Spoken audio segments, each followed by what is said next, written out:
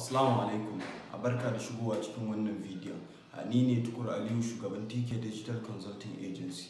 Masu bibiyan mu a wannan channel tamu, dan Allah ayi haƙuri kwana biyu ba mun daɗe ba mu ɗora bidiyo ba, amma saboda wayansu dalilai amma yanzu insha Allah za mu dawo mu ringa ɗora videos a cikin wannan channel ɗin. Sannan yanzu dawo wanda muka yi mun canja tsare-tsare da sababbin abubuwa wanda za su taimake mu su taimake ku insha Allah.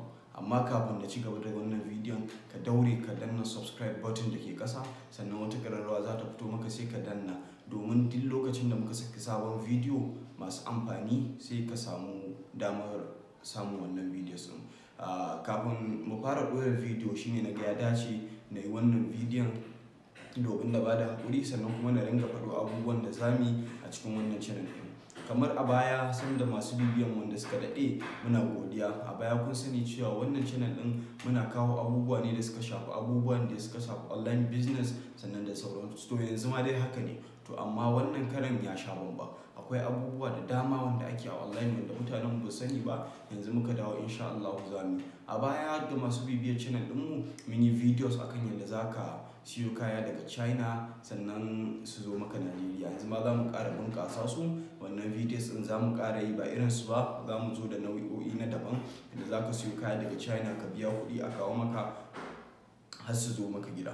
Mu wanda muka sani shine AliExpress da Alibaba, wanda mutane suka fi sani shine waɗannan su ne applications ko kuma website ɗin da za ka iya siyo kaya daga China. To amma yanzu insha Allah akwai website ɗin da ya fi duka waɗannan wanda na lissafo arha.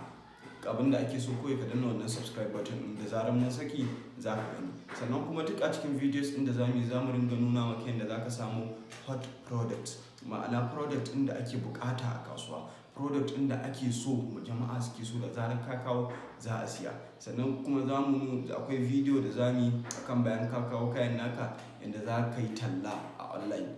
Yanzu mutane talla an waye, tallar rediyo da talabijin suna yi, amma ba za su yi wa ƙananan 'yan kasuwa kamar ka ba, saboda ana buƙatar kuɗi mai yawa. To da 'yan naira 1000 ko 1500 ɗinka za ka iya yin talla kuma ya kai wa jama'a masu yawa wanda za su iya siyan kayanka. Wannan talla ita ce amfani da Facebook da Instagram. Mutane suna kuskurewa suna cewa ai Facebook ga yanda suke samun kuɗi. A'a, ba haka bane ba, daga wannan tallan suke samun kuɗi, ba daga data da kake samu ba. Kuskure ne a ce wai Facebook suna samun kuɗi ne daga data da kake samu ko wani website. Ba shi bane ba. Wannan talla da kake gani ita ce suke samun kuɗi da shi. Data kawai MTN ne suke samu, ko kuma service provider network ɗin da kake amfani da shi, su kaɗai ne suke samun riba. To sannan kuma a cikin dai wannan channel ɗin insha Allah za mu ringa zo muku da videos akan affiliate marketing, ma'ana kasuwanci ne, wani nau'i ne na kasuwanci da ake yin online. Affiliate marketing ake ce mai, amma ni duba da yadda na ga yadda tsarin kasuwancin yake, sannan na duba da yadda ake yi a Hausance, shine nake ce ma dillanci na intanet. Ma'ana dillanci na intanet shine za ka nemo kayan wancan, kai za ka karɓa ka je kai promoting ka tallata a siyar. To idan aka siyar to kai ma kana da wata riba a ciki, akwai abin da za a baka. Kaga dai a takaice shine dillanci.